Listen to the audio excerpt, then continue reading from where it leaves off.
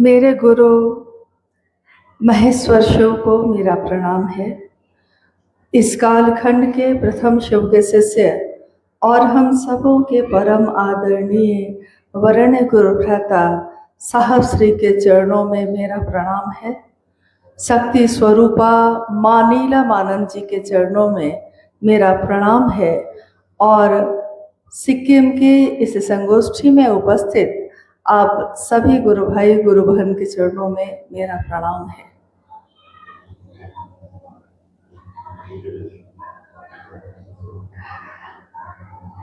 मेरे इस जीवन का सौभाग्य है कि अपने गुरु शिव की बात करने के लिए यहाँ भी आने का सौभाग्य प्राप्त हुआ, मौका मिला है। कारण कोई भी हो, तरीका कोई भी हो, अगर उसमें शिव की बात होती है, महादेव की बात होती है, तो वो हमारे जीवन में उन्नयन लाता है, हमारे जीवन को उन्मुख करता है शिव की ओर। जीवन को, हमारे मन को पूरी तरह शिवोन्मुख करने का काम करता है। आज इस सिक्किम राज्य में जहाँ हम आप बैठे हैं, लगभग 2010-11 से जो महादेव की बात शुरू हुई है और आज 2025 में हम लोग बैठे हैं। इतने वर्षों में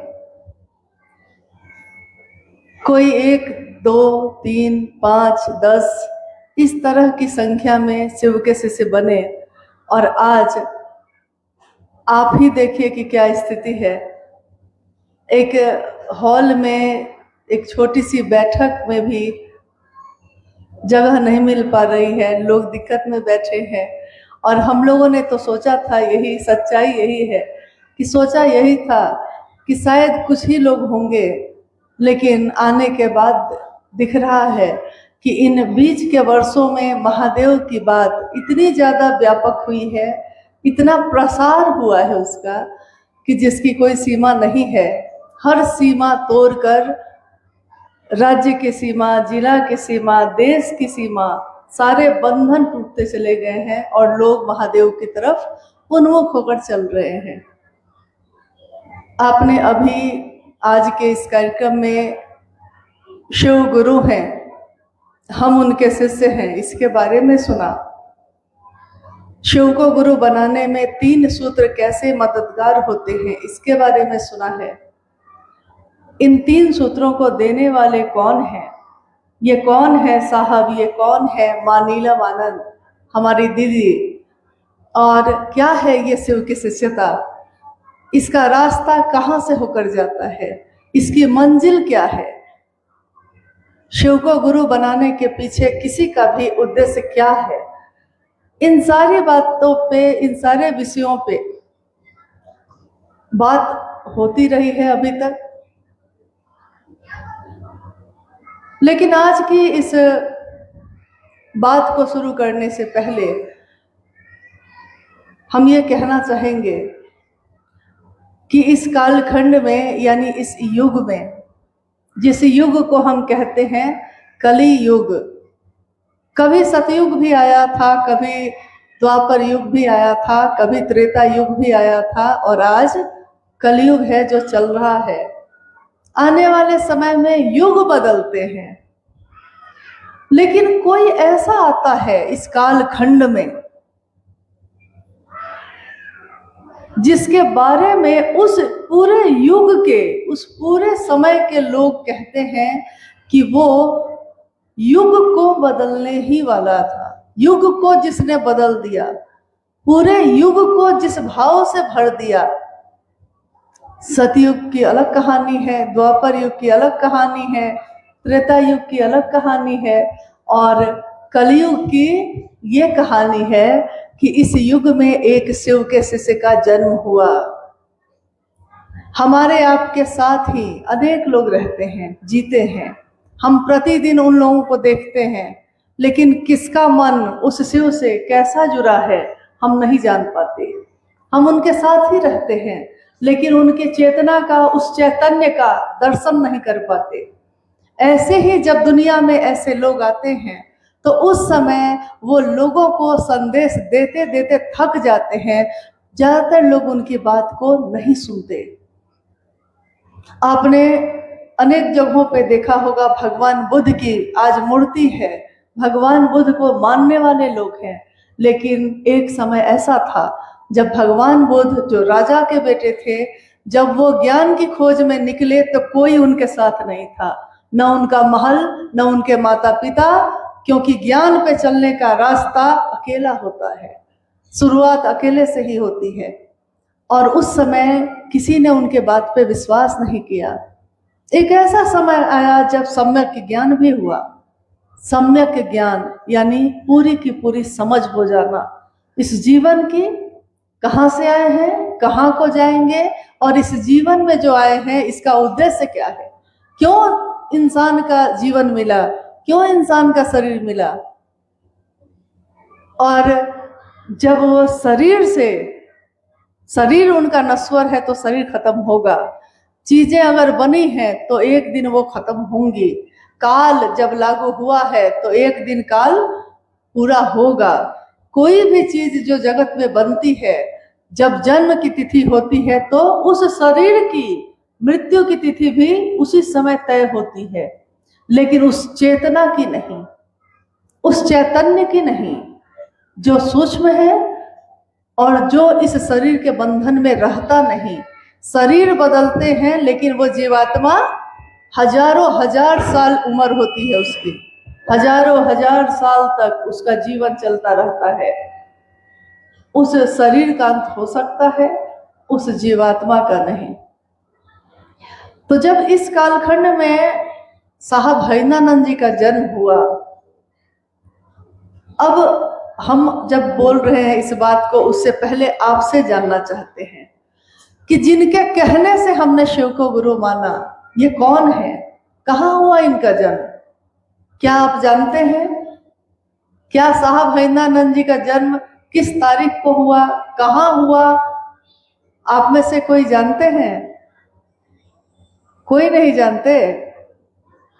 एक दो हाथ। शिव चर्चा की तो धूम मची हुई है, हर कुछ दिन पे सुनते हैं अमुक आदमी आया, क्या समझा के चला गया। लेकिन जिसने शिव के लिए समझाया, क्या हम उनके बारे में जानते हैं? 31 अक्टूबर सन 1948 भारत आजाद हुआ था, सन 1947 में, और उसके अगले वर्ष में सन 1948 में 31 अक्टूबर को साहब श्री का जन्म हुआ।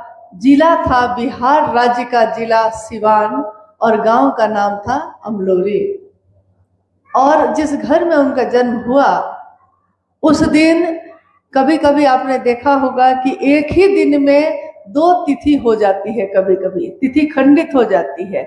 एक ही दिन में अष्टमी भी पड़ गया है और नवमी भी आ गया है। उस दिन भी ऐसा ही कुछ हुआ, अंधेरी रात थी और सुबह में जन्म हुआ है, तिथि खंडित हो गई और शाम में दीपावली मनाई गई।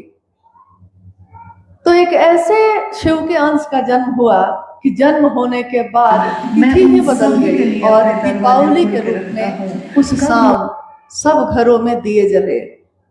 ये दिए जो जलते हैं ये दिखते हैं मिट्टी के, चांदी के, लेकिन आपने देखा होगा कि चांदी का दिया भी होता है, सोने का दिया भी होता है, मिट्टी का दिया भी होता है, और अब तो देखते हैं कि गोबर से भी दिए बनते हैं।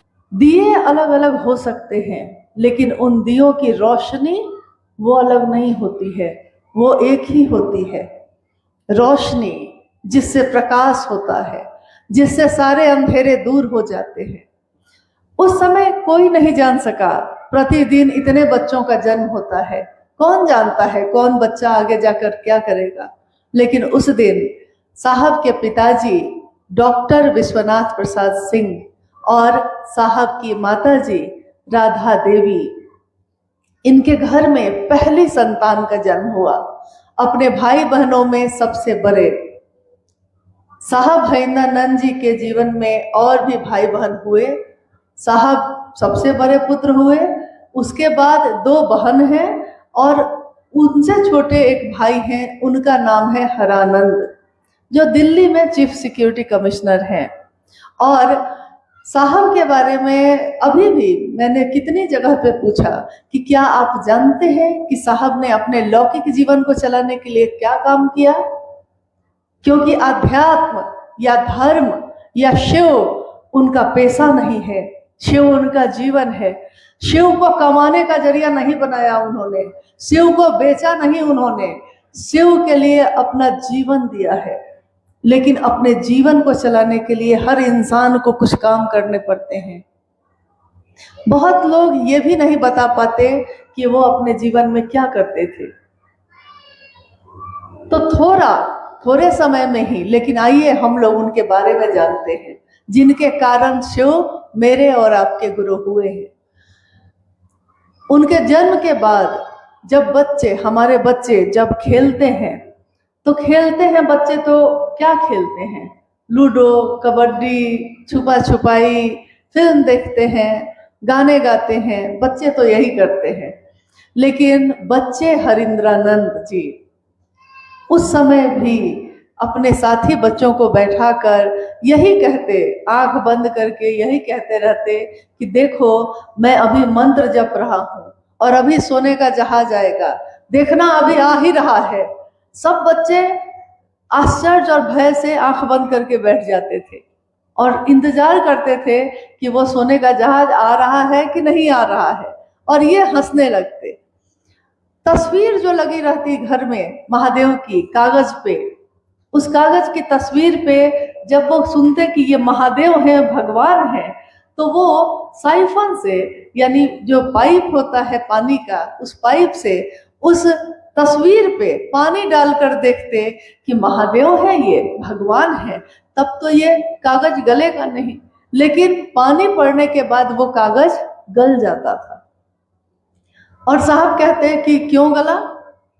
महादेव तो भगवान है। इस तरह की कितनी बातें। ये फूल खिलते क्यों हैं, मुरझाते क्यों हैं, आदमी आता है चला क्यों जाता है, क्यों हमारे जीवन में हम चाहते हैं सुख दुख क्यों आता है। इस तरह की अनेक बातें उस बाल मन में घूम रही थी। अभी जब ये बच्चे चारों बैठे हुए हैं और बजा रहे थे इसको, तो भैया ने कहा कि चारों बच्चे एक ही धुन में बजा रहे हैं। तो बात यह है कि आप अपने बच्चे को क्या देते हैं, वो वही ग्रहण कर लेता है, और कोई बच्चा वो खुद ही देने के लिए आया है। उस दिन क्या हुआ कि 12 साल की आयु में उनके घर में एक घटना हुई। उनके पिताजी एजुकेशन डायरेक्टर थे।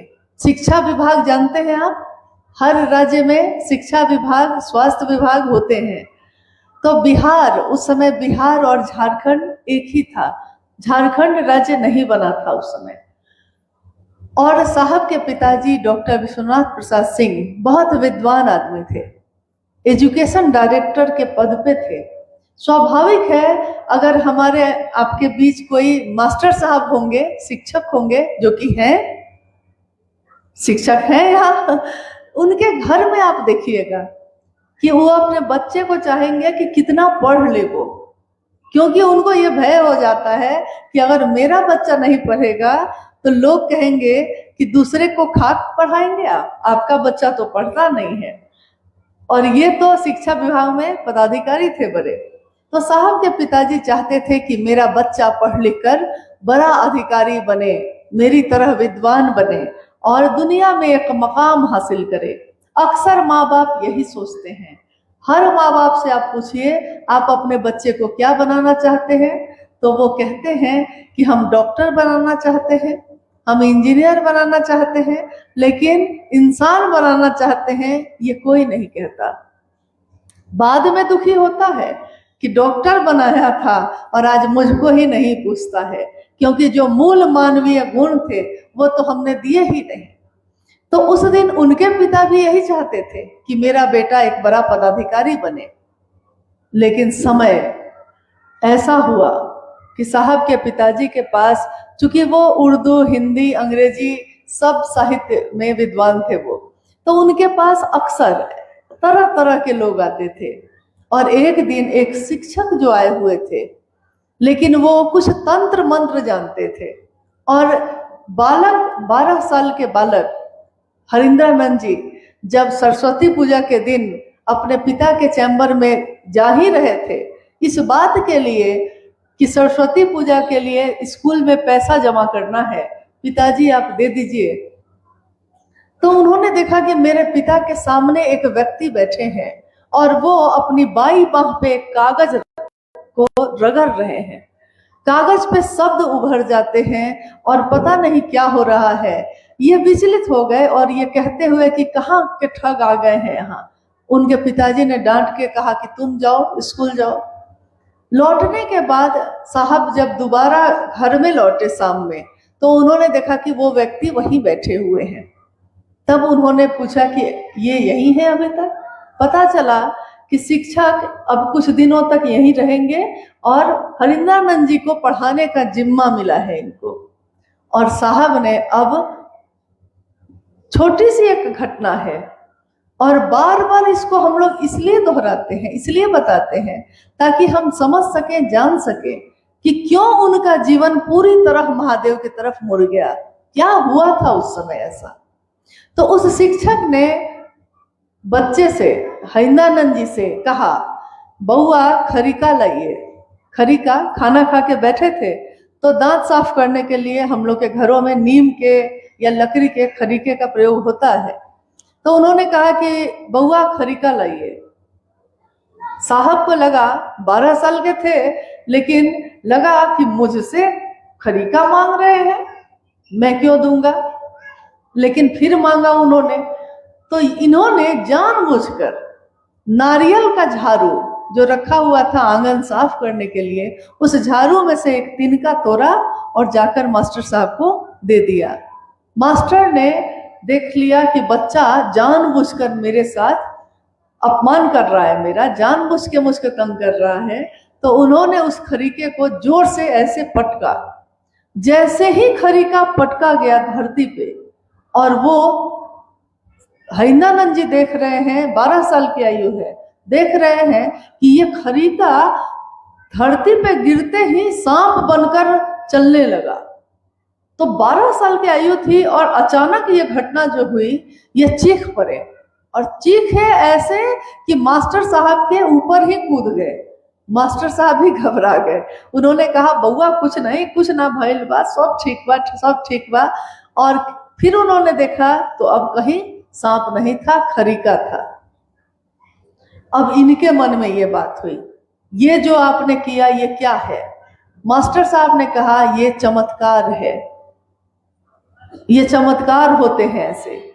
अब साहब ने कहा कि मुझको चमत्कार सीखना है।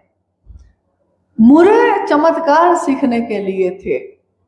धीरे धीरे उन्होंने इस क्रम में, जब उनके पिता को पता चला कि मास्टर साहब पढ़ा नहीं रहे हैं, ये दूसरी ही पढ़ाई चल रही है, तो उन्होंने मास्टर साहब को ससम्मान अपने घर से विदा कर दिया। अब इस बच्चे को, इसके मन में एक खोज पैदा हुई कि हमको सीखना है क्या, अलौकिक दुनिया क्या होती है। ये दुनिया जो दिख रही है वो तो मुझको दिख रही है, लेकिन वो दुनिया जो दिख नहीं रही है उस तक जाने का रास्ता क्या है। तो इस क्रम में कभी शमशान गए, कभी अघोरी को गुरु माना, कभी किसी कपालिक को, कपालिक जो शमशान साधना में कपाल साधना करते हैं। कपाल मतलब होता है खोपड़ी की साधना। दिन में भी अगर आपको कह दिया जाए कि शमशान के बगल से जाइए, तो शायद आप किसी का साथ चाहिएगा या रास्ता बदल लीजिएगा। लेकिन उस अवस्था में ये शमशान साधना के लिए जाते रहे। इनके माता पिता के पास शिकायत आने लगी। पड़ोसी भी शिकायत करने लगे इनकी माँ के पास। एक दिन साहब हरिंद्रानंद जी की माँ ने कहा अपने बेटे से, बर को, चूंकि संतान में सबसे बड़े थे, तो माँ ने अपने बेटे से कहा बरकू, आपके पिता चाहते हैं कि आप पढ़ लिख कर बड़े आदमी बनिए, लेकिन आप न जाने किन लोगों की संगत में आ गए हैं और लोग कहते हैं कि आपका बेटा बर्बाद हो गया है, लोग कहते हैं कि वो अघोरी हो गया है। मुझको तकलीफ होती है। मैं चाहती हूं कि आप पिता की बात सुनिए। और साहब ने उस समय, उस अवस्था में अपनी माँ से कहा, माँ, लोग कहते हैं कि भगवान के पास से इंसान आता है और भगवान के पास चला जाता है। हम भी तो यही कहते हैं, आप भी यही कहते होंगे कि जब किसी का जन्म होता है तो हम कहते हैं कि भगवान के पास से आया है, और जब किसी के शरीर की मौत हो जाती है तो हम कहते हैं कि भगवान के पास चला गया।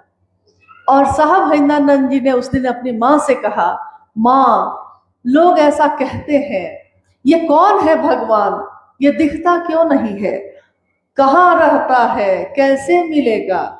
और लोग जब भगवान के पास से आते हैं, भगवान के पास चले जाते हैं, वो भगवान इंसान के पास क्यों नहीं आता। मैं लाऊंगा माँ, मैं भगवान को इंसान के पास लाऊंगा।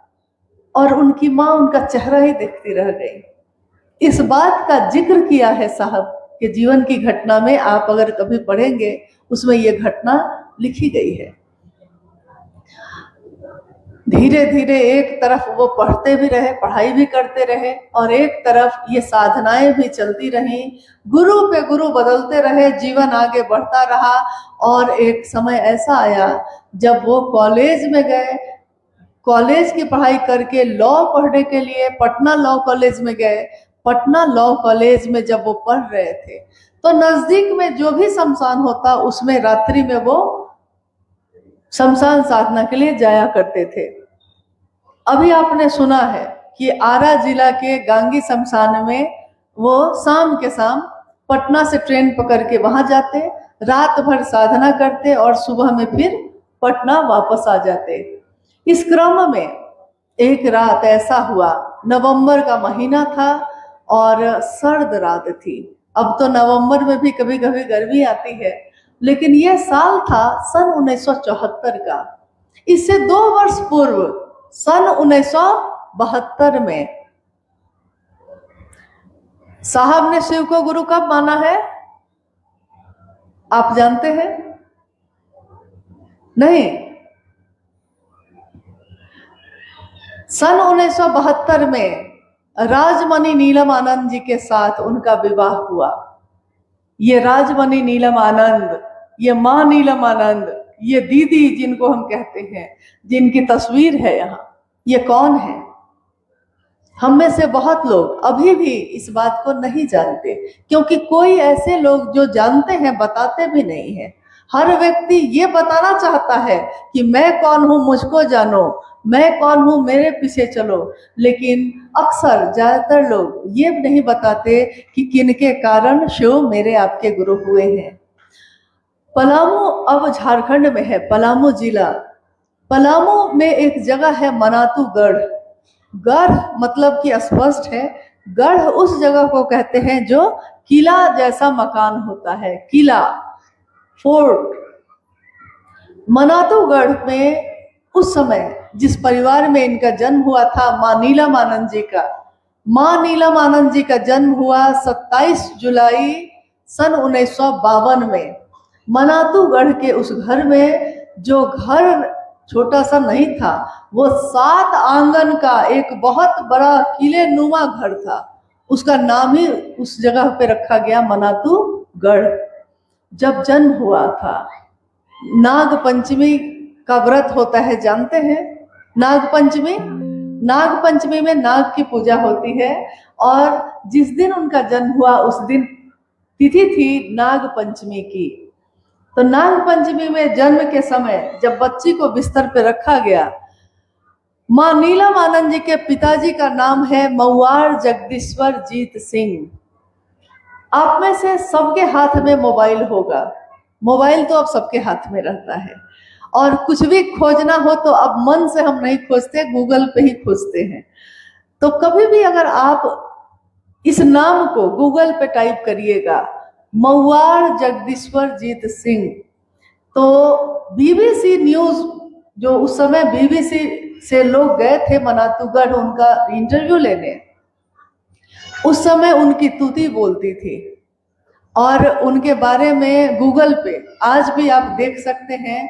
यहाँ तक कि लोगों ने तो भ्रम फैला दिया था कि इनके घर में तेंदुआ पाला जाता था। सही है कि उस आंगन में तेंदुआ भी पाला जाता था।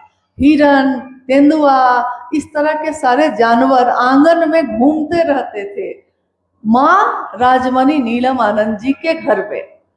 और उस परिवार की बेटी जिसके आंगन में 100 से ज्यादा नौकर काम करते थे, तो क्या रईसी रही होगी, सोच लीजिए।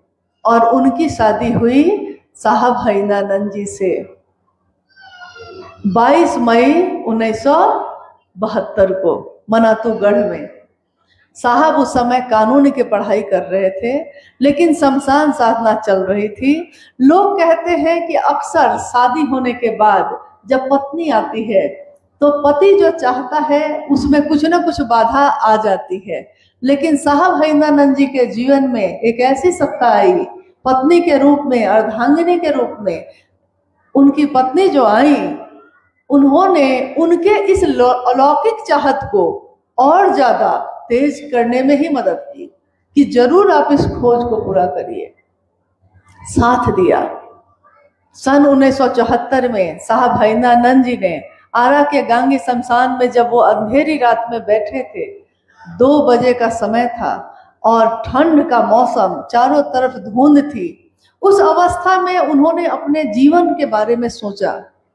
पिछले 14 साल से, यानी 12 साल की उम्र से लेकर सन 1974 के नवंबर महीने तक, पिछले 14 वर्षों में उन्होंने सोचा कि मैंने कितने लोगों को अपना गुरु बनाया और सब पे विश्वास किया। हमारे आपके साथ अगर कोई चलता है और एक दिन अगर कोई धोखा दे दे, कोई एक व्यक्ति अगर धोखा देता है, तो हमारा विश्वास सब पर से टूट जाता है। फिर किसी और पे विश्वास करने से पहले हम बहुत सोचते हैं क्या वो सच है, सही आदमी है या नहीं है। और सोचिए कि गुरु के रूप में कितने लोगों ने छल किए उनके साथ। क्या गुरु गलत थे? कहा नहीं जा सकता, क्योंकि गुरु के बारे में भी पता करना पड़ता है कि गुरु कौन अच्छा है। सब गुरु बन के ही बैठे हैं, कोई गुरु है, कोई सदगुरु है, लेकिन जगत गुरु शिव की बात तब तक जगत में व्यापक नहीं थी।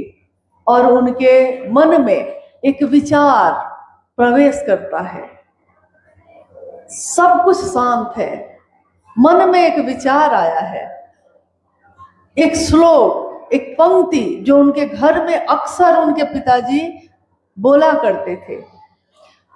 आपने भी सुना होगा, क्योंकि पूजा पाठ में अक्सर गुरु की वंदना में इसका प्रयोग होता है। गुरुर ब्रह्मा गुरुर विष्णु गुरुर देवो महेश्वर, गुरुर साक्षात पर ब्रह्मा तस्मै श्री गुरुवे नमः। इस श्लोक का प्रयोग हर घर में हजारों साल से होता आया है। आपने सुना होगा, या हमारे बच्चे जो बैठे हैं यहाँ, उन्होंने न्यूटन लॉ पढ़ा होगा भौतिकी में, फिजिक्स में। न्यूटन ने यही देखा था कि सेब जो पेड़ से टूटता है वो धरती की तरफ क्यों गिरता है। क्या सेब उस दिन पहली बार टूटा था? नहीं, सेब तो जब से सेब का पेड़ है टूटकर धरती पे ही गिर रहा था। लेकिन कोई ऐसा है जो लोगों का ध्यान उस पर ले आता है, और उस दिन भी ऐसा ही हुआ।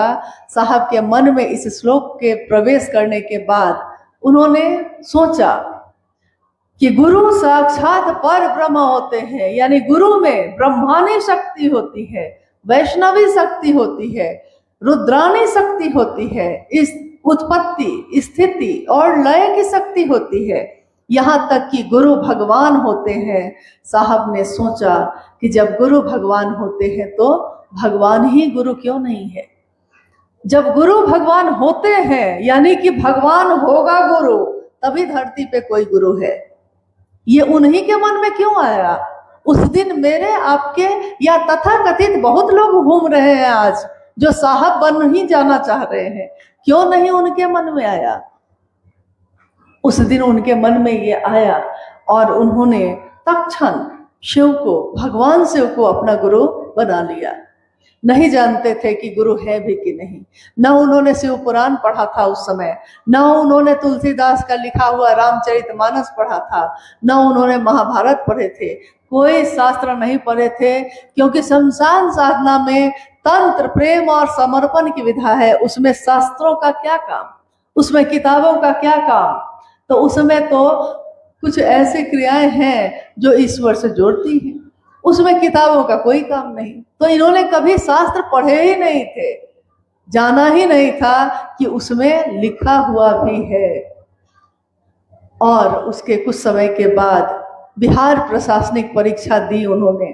पहली परीक्षा में जब उनका रिजल्ट आया, उनके पिताजी भी विश्वास नहीं कर सके, क्योंकि उन्होंने तो सोचा था कि चपरासी भी बन जाओगे तो मान जाएंगे, तुम चपरासी भी नहीं बन सकोगे।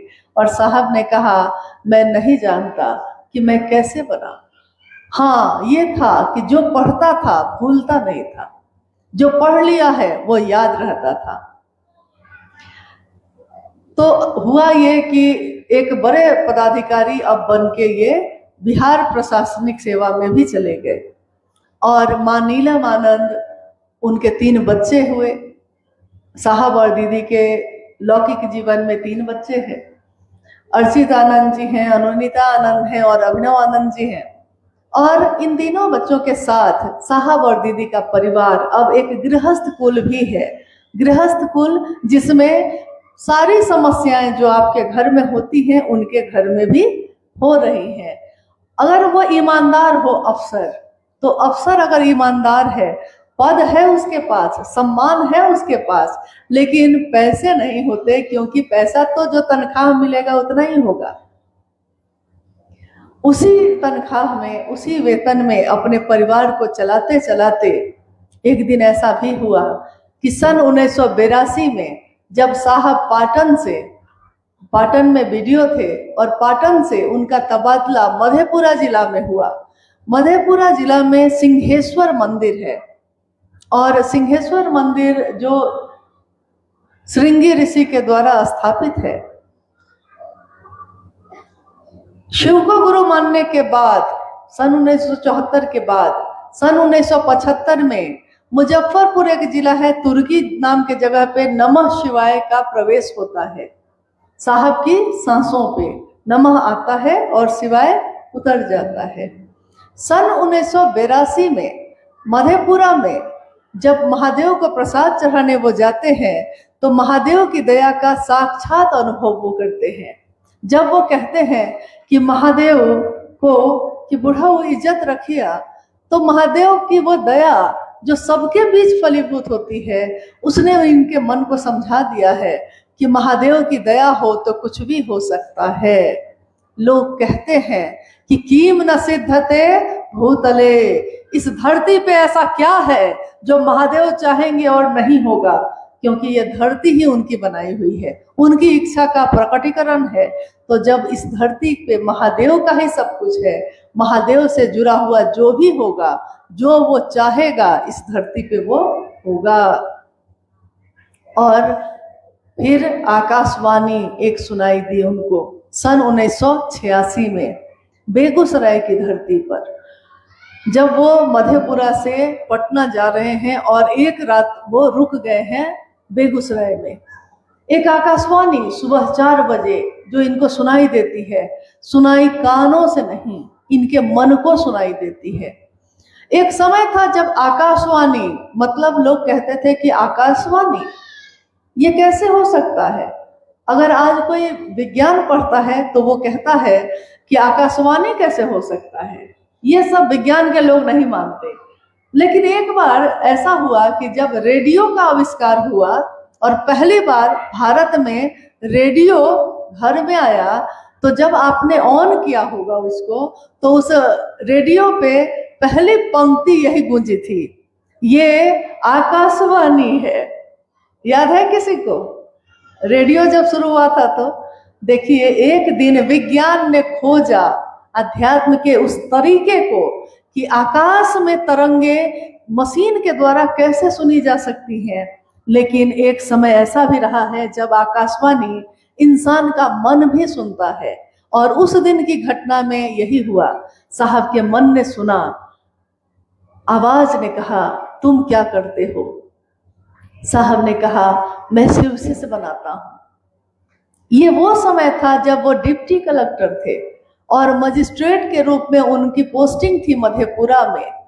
अक्सर जब हमसे आपसे कोई पूछता है आप क्या करते हैं, तो आप कहते हैं मैं किसान हूँ, आप कहते हैं मैं घर चलाती हूँ, आप कहते हैं मैं मास्टर हूँ, मैं इंजीनियर हूँ, मैं डॉक्टर हूँ। लेकिन उस दिन साहब हैदरानंद जी ने, जो एक मजिस्ट्रेट के रूप में पदस्थापित थे, उस आवाज को सुन के कहा, मैं शिव शिष्य बनाता हूँ। यही बात साहब ने कही। आप अपने जीवन को चलाने के लिए बहुत सारे काम करते हैं, लेकिन आपके मन पे जो भारी होगा, गुरु, गुरु शब्द का एक अर्थ होता है जो ज्ञान का दिया जलाता है, जो अंधेरे से रोशनी में ले जाता है। गुरु यानी अंधेरे से रोशनी में ले जाने वाला। और साहब हैदरानंद जी ने कहा, गुरु का एक और अर्थ होता है। गुरु मतलब भारी। आपके मन पे क्या भारी है? धरती का गुरुत्वाकर्षण आपको खींचता है, आकाश में गुरुत्वाकर्षण नहीं है तो आप चल नहीं सकते। व्यक्ति का मन, जीव का मन शिव की तरफ खींचता है। अगर वो शिव, वो गुरु उसके मन पे भारी ना हो तो वो गुरु की तरफ नहीं खींच पाता। गुरुमुख होना यानी गुरु के तरफ मेरे मन का उन्मुख होना, अगर ये नहीं हो तो कोई गुरु की बात नहीं करे, कोई शिव की बात ना करे। तो उस दिन उन्होंने यही उत्तर दिया था और आदेश आया था आकाशवाणी के माध्यम से कि जो तुम करते हो वो दूसरों को करने के लिए कहना। पूरी बातचीत करने के बाद अंत में यही वाक्य, गुरु का आदेश आया। गुरु का आदेश, कहते हैं शिष्य के जीवन का आधार होता है। गुरु ने जो कह दिया है शिष्य वही करता है, चाहे इसको करने में उसको अपना तन मन धन सब समर्पित करना पड़े, लेकिन गुरु का आदेश पूरा होना चाहिए। सबसे जरूरी यही होता है। प्राचीन समय में हमारे देश की संस्कृति रही है गुरुकुल परंपरा। गुरुकुल में रहते थे। राजा का बेटा भी गुरुकुल में पढ़ता था और एक मजदूरी करने वाले का बेटा भी उसी गुरुकुल में पढ़ता था। यानी गुरु और शिष्य के संबंध में कोई राजा का बेटा नहीं चलेगा, कोई मजदूर का बेटा नहीं चलेगा। ये हमारे देश की सभ्यता है, पुरानी है, संस्कृति है, रची बसी है हमारे घरों में। और उस समय भी ऐसा ही हुआ कि एक गुरुकुल में ऋषि धौम्य, ये कहानी आपने शायद इस घटना को कहीं पढ़ा होगा। ऋषि धौम्य का गुरुकुल था, आश्रम था, और उनके आश्रम में, उस आश्रम में चलाने के लिए, भोजन के लिए पीछे कुछ दूरी पे खेत लगे हुए थे। एक रात इतनी बारिश हुई, तूफान आ गया पूरा। तो गुरु ने अपने शिष्यों से कहा कि जाके जरा खेतों को देख आओ, क्योंकि अगर मेड़ टूट गई तो सारे अनाज बह जाएंगे, खाएंगे क्या हम लोग? क्योंकि उस समय तो दक्षिणा पे ही गुजारा होता था, जो भिक्षा मिल गया उसी पे गुजारा होता है। सारे शिष्य चले गए, लौट के आ भी गए, एक शिष्य नहीं आया। अब गुरु शिष्य की तलाश करते हैं। तो गुरु ऋषि धौम्य ने अपने शिष्य के बारे में पूछा। शिष्य का नाम था आरुणि। गुरु ने अपने शिष्य के बारे में पूछा, आरुणि कहाँ है? सबने कहा कि नहीं पता, गया तो था साथ ही, लेकिन लौटा क्यों नहीं पता। सबको आश्रम में रहने का निर्देश देकर ऋषि धौम्य खुद अकेले उस तूफानी रात में खेतों की तरफ चले गए। और वहां जाकर उन्होंने देखा कि उनका प्रिय शिष्य आरुणि कहाँ बैठा है, जो खेत की मेड़ टूट गई है और उस मेड़ पे उसने अपने शरीर को ही लिटा दिया है। और आरुणि अर्धमूर्छित अवस्था में उस खेत की मेड़ पे सोया हुआ है, अपने शरीर को लेटा कर सोया हुआ है। गुरु दौड़ पड़े और उन्होंने कहा, ये तुमने क्या किया? तुमको कुछ हो जाता अभी, क्यों ऐसा किया? और आरुणि ने उत्तर दिया उस समय कि आपका आदेश था कि मेड़ टूटनी नहीं चाहिए, तो मैंने सारी कोशिश की, मिट्टी भी डाला, पत्थर भी डाले, सब बह जाते थे। अब मेरे पास इस शरीर को छोड़ के अब कुछ भी नहीं था, इसलिए मैंने अपने शरीर को ही, अब अंतिम उपाय यही था, लिटा दिया है। आपका आदेश पूरा होना चाहिए। देखिए, शिष्य के लिए गुरु का आदेश किस डिग्री पे जाता है, भाव के किस उच्च स्तर को छूता है, उस दिन भी छूता रहा है। ऐसे दृष्टांत हमारे समाज में, हमारे इतिहास में हमेशा मिलते रहे हैं। और ये बात जब उस दिन हुई आकाशवाणी के माध्यम से साहब श्री के जीवन में, तो उन्होंने लौट के कहा कि महादेव का आदेश है, मैं क्या करता हूँ, मैंने शिव को अपना गुरु बनाया है और मैं दूसरों से शिव की बात करता हूँ। 1982 से वो शिव की बात करना शुरू कर चुके थे। उन्होंने कहा, मैं अपने लौकिक जीवन में 10 से 6 कार्यालय जाता हूँ, ऑफिस जाता हूँ, और सुबह उससे पहले और आने के बाद शाम से रात्रि तक जितने लोगों से हो सकता है बात करता हूँ। आपने अभी सुना, अनु भैया जब बोल रहे थे कि मैंने बचपन से अपने पिता को देखा कि उनके साथ कोई न कोई व्यक्ति आता था, रात भर, जो दिन भर कार्यालय का काम करके आते हैं, वो रात भर बैठकर उससे महादेव महादेव कर रहे हैं। कितनी बार ऐसा हुआ कि साहब ने कहा कि नीलम चाय बना दो, और माँ ने कहा कि मुंह तो धो लीजिए क्योंकि सुबह हो गई है। कब रात बीत गई। कहते हैं कि जिससे प्रेम हो, जो अच्छा लगता हो, उससे बात करना, उसके बारे में बात करना इतना प्रिय लगता है कि रात कब बीत जाती है पता भी नहीं चलता। कितनी रातें ऐसे ही बीतते चली गई, और धीरे धीरे धीरे धीरे भारत के सभी राज्यों में, नेपाल के सभी जिलों में महादेव का संदेश पहुंचने लगा। अब हम लोग गौर करते हैं इस बात पे, ये संदेश पहुंचाने में मां नीलम आनंद जी ने कदम कदम पे अपने पति, अपने साथी, अपने गुरु भाई साहब भाईंदानंद जी का साथ दिया। तीनों बच्चों का पालन करते हुए गुरु भाई गुरु बहनों को अपने उस छोटे से घर में एक विशाल लोक की स्थापना करते हुए, दिल बड़ा हो तो घर छोटा हो तो कोई फर्क नहीं पड़ता, और घर महल में हो, महल हो, और दिल में जगह ना हो तो महल सूने पड़े रह जाते हैं, झोपड़ी लोगों से भर जाती है और महल खाली पड़े रह जाते हैं। जगह तो दिल में होनी चाहिए। साहब और दीदी के उस घर में कितने गुरु भाई गुरु बहन आते रहे, रहते रहे, सुनते रहे, लौट कर जाते रहे। ये डाक, ये चिट्ठी थी साहब भाईंदानंद जी की, ये संदेश था शिव शिष्य हरिंद्रानंद जी का। ये संदेश, आइए भगवान शिव को अपना गुरु बनाइए। आइए, वो जो शिव है, भगवान है, लेकिन वो गुरु भी हैं, जगत गुरु शिव को ही अपना गुरु बनाइए।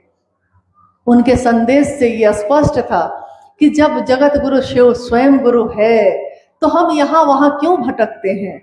जब महादेव ही उपलब्ध है, जब वो खुद मेरा हो सकता है, तो हम यहाँ वहाँ भटक भी जाएंगे तो क्या पाएंगे। कोई शरीरधारी गुरु भी होगा, वो शिव से जोड़ेगा, और अगर वो शरीर में है, एक दिन उसके शरीर का अंत तो होगा ही होगा। फिर आप कहाँ जाएंगे, फिर तो निराकार में ही जाना होगा। तो साहब ने कहा, वो शिव जो दिखता नहीं है, जो जगत के सृष्टि के कण कण में है, लेकिन इन आंखों से नहीं दिखता, इन आंखों से कोई ऐसी सत्ता नहीं दिखती जो स्थूल है लेकिन हृदय से जुड़ाव ना हो सके। हृदय से वही दिखता है जो सूक्ष्म है, उसको हम महसूस करते हैं। आप बताइए, विचार दिमाग में होता है, हम कहते हैं विचार किया है मैंने, थॉट, विचार किया है मैंने। ये विचार जो दिमाग में काम करता है, क्या ये दिखाई देता है? हमारे शरीर का अंग प्रत्यंग दिखाई देता है, ये आंखें दिखाई देती हैं, शरीर का बाहरी सारा अंग दिखता है, शरीर के अंदर का भी अंग अब मशीन से देखा जाता है, लेकिन ये मन जो सबको संचालित करता है, ये मन कहाँ रहता है, आज तक कोई नहीं देख सका। सूक्ष्माति सूक्ष्म चीजें इन आंखों से दिखाई नहीं देती, लेकिन पूरी तरह नियंत्रण करती हैं वो। विचार दिखते नहीं है, लेकिन उस विचार ठहरते हैं तब हम कुछ काम करते हैं इस शरीर से। भाव, पति का पत्नी के लिए भाव दिखता नहीं है, उसकी परवाह हमें दिखता है। दिल में जो है भाव वो थोड़े ही दिखता है, आपस में जो परवाह है, एक दूसरे का केयर करने का तरीका है, इससे पता चलता है कि प्रेम कितना गहरा है। भाव भी गहरे होते हैं तो प्रेम बनता है। मन की ही तीनों अवस्थाएं हैं, विचार, भाव और प्रेम, लेकिन तीनों के गुण अलग अलग हैं। विचार अभी अभी किया है और टूट सकता है। शायद किसी ने विचार किया होगा कि आज शिव चर्चा है, जाएंगे, किसी और ने कह दिया कि चलो आज वहां जाते हैं, विचार किया था, किसी के कहने से टूट गया। भाव, विचार गहरे हो जाए, ठहर जाए, लगातार हम उसके बारे में सोचें, किसी व्यक्ति के बारे में, किसी देवी देवता के बारे में, शिव के बारे में अगर ठहर जाए तो भाव बन जाता है। भाव पे रिश्ते बनते हैं, विचार पे रिश्ते नहीं बनते। विचार रिश्तों की शुरुआत करता है, लेकिन भाव पे रिश्ते बनते हैं। इसीलिए किसी भी रिश्ते में हम कहते हैं, भाव शब्द का प्रयोग करते हैं। भाई का भाव, बहन का भाव, पति का भाव, पत्नी का भाव, प्रेमिका का भाव, प्रेमी का भाव, माँ का भाव, पुत्र का भाव, ये सारे संबंध भाव जनित होते हैं। लेकिन अगर ये भाव गहरे हो जाए तो प्रेम में बदल जाते हैं। और प्रेम किसी से हो जाए, किसी को, हीर को हो जाए रांझा से, लैला को हो जाए मजनू से, राधा को हो जाए कृष्ण से, या साहब भैनानंद जी को हो जाए महादेव से। प्रेम गली अति सांकरी, जामे दो न समाए। प्रेम की गली बहुत संकरी है, दो सत्ता में पैदा होती है, लेकिन दोनों को एक करती है। और ऐसा एक करती है कि फिर पूरी दुनिया एक तरफ हो जाती है, लेकिन जिसको प्रेम कर लिया है उसका साथ नहीं छोड़ते। किसी लड़की से प्रेम हो जाए, इंसान को, किसी इंसान को, पूरा समाज निकाल देता है, पूरा गांव निकाल देता है, बेदखल कर देता है, परिवार निकाल देता है, लेकिन वो उसका साथ नहीं छोड़ता।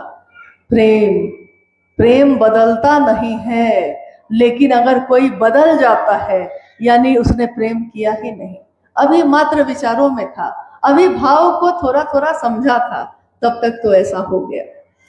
तो साहब भैनानंद जी और माँ नीलमानंद जी ने उस समय भारत के विभिन्न कोनों में जहां भी वो जा सकते थे, अपने न्यूनतम साधन के साथ वहां वो गए और एक ही संदेश उन्होंने कहा।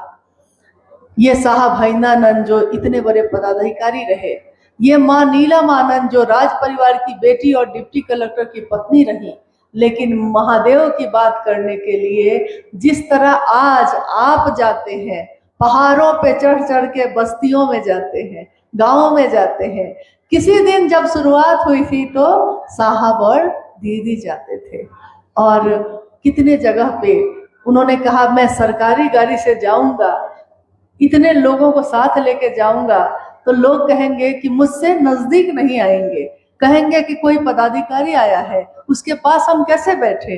लोग उनके पास आए, बैठे, उनकी बात को सुने, इसके लिए उन्होंने अपने अस्तित्व को पीछे किया और शिव के शिष्य के अस्तित्व को आगे किया।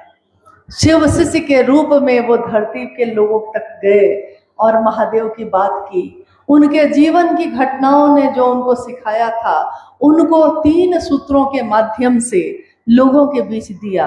पहला सूत्र, जिसमें मन ही मन अपने गुरु शिव से ये कहिए, बार बार कहिए, बार बार कहिए, ये उन्होंने अपने जीवन से सीखा था। बार बार कहना, हे शिव आप मेरे गुरु हैं, मैं आपका शिष्य हूँ, मुझ शिष्य पर दया कर दीजिए। हे शिव आप मेरे गुरु हैं, महादेव आप जो है मेरे गुरु हैं, लेकिन मैं आपका शिष्य हूँ, आपके आदेश पे चलने वाला। शिष्य मतलब गुरु के आदेश पे चलने वाला। मुझ शिष्य पर दया करिए। शिष्य का भाव है, ये एक भाव है। गुरु का भाव तो है ही, लेकिन शिष्य का भाव यहाँ है ही नहीं, इसलिए गुरु से जुड़ाव भी नहीं हो रहा।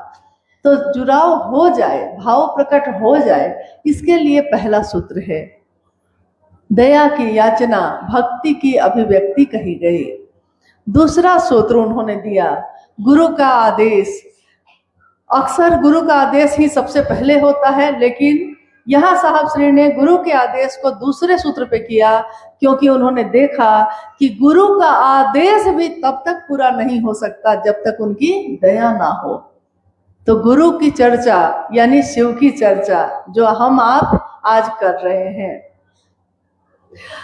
आप लोग कष्ट में तो बैठे हैं, ये हमको पता है, लेकिन इस कष्ट में भी अगर महादेव की बात होती है तो मुझको लगता है कि थोड़ा समय का दान तो आप करेंगे ही, और हम लोग का आना भी सार्थक होगा।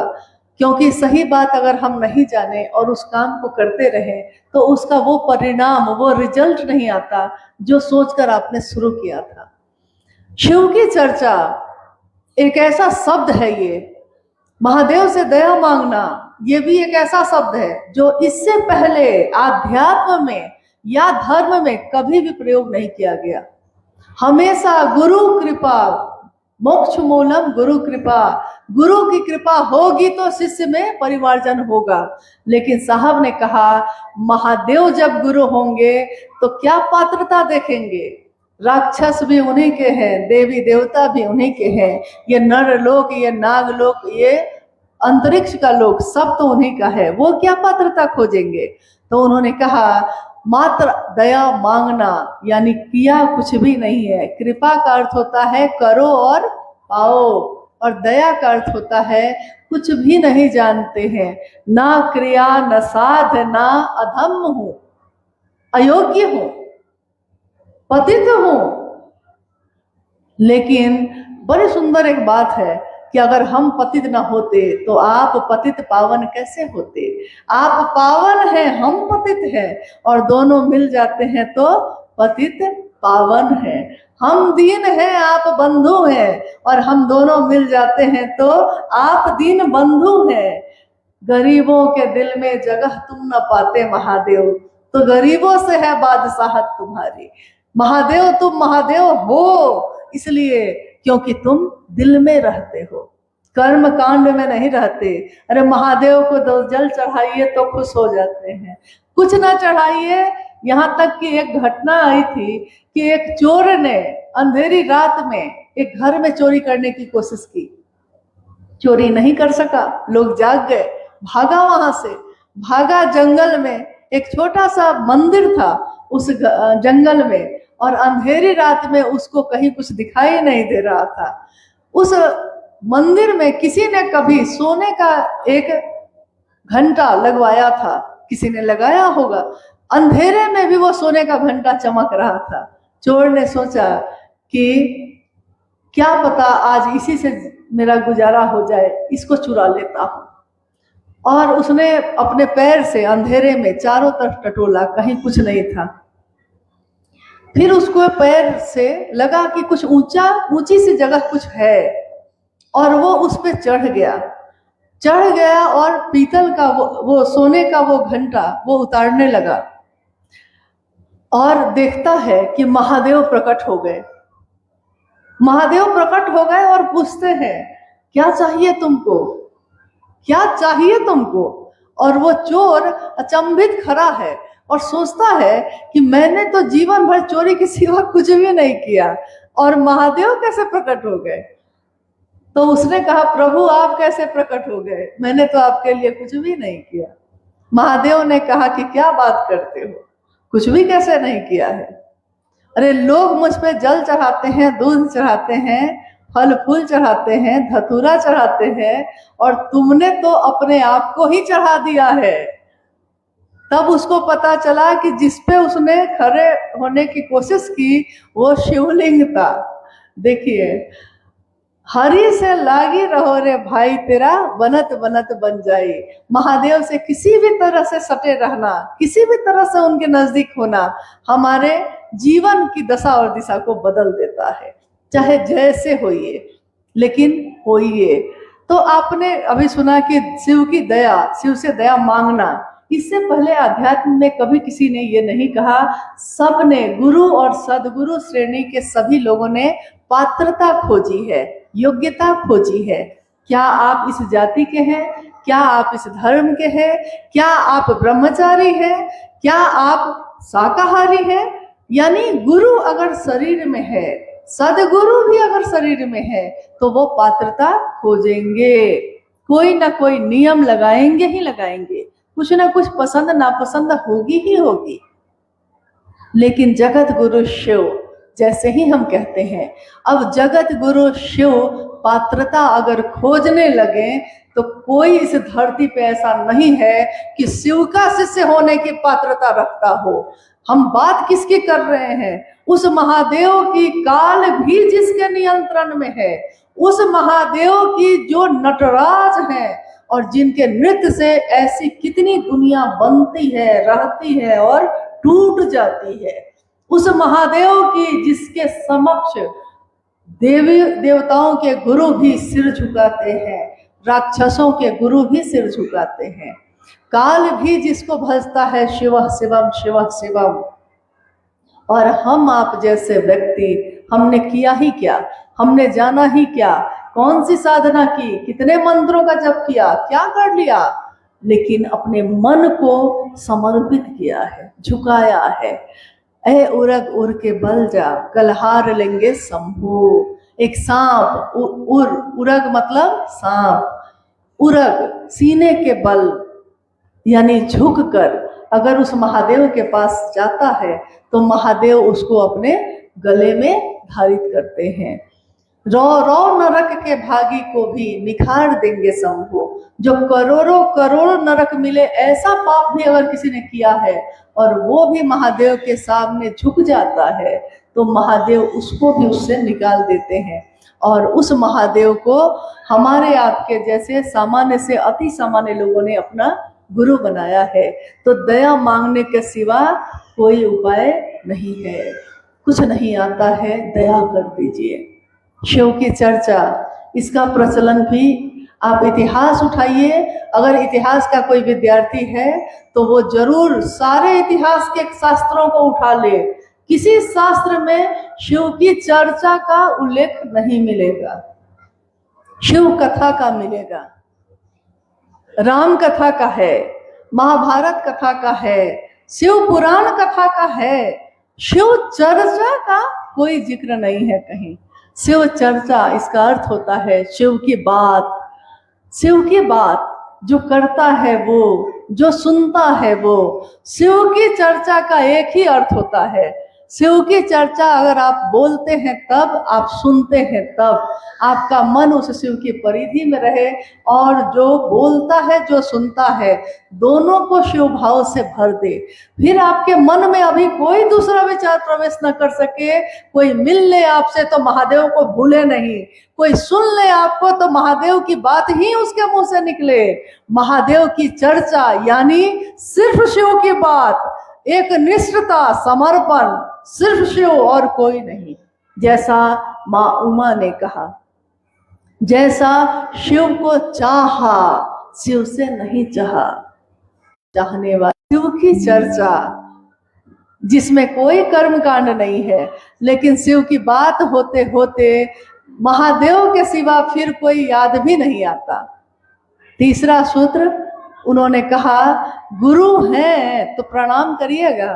प्रणाम भी हमारा आपका मन ही करता है। ये तीनों सूत्र, अब चूंकि समय भी बढ़ रहा है तो आइए हम लोग थोड़ा सा, एक समय आया था फटाफट हुआ था शिव की चर्चा, फटाफट सेशन, तो अभी तो लंबा हो गया, अब हम लोग थोड़ा फटाफट पे आते हैं। इतना ही निवेदन है, सच्चाई से जो भी बात है उसका उत्तर दीजिएगा। और मुझको विश्वास है कि हमारे आपके मन के सारे भ्रम दूर हो जाते हैं। महादेव इस कालखंड में महादेव के शिष्य होने का संदेश देने वाले, महादेव मेरे गुरु हैं, तुम्हारे भी हो सकते हैं, ये बात कहने वाले शिव के शिष्य इस कालखंड में ये युग पुरुष, उनका नाम बताइए जरा। क्या आपको मालूम है कि नाम क्या है उनका? सुनिए उनका।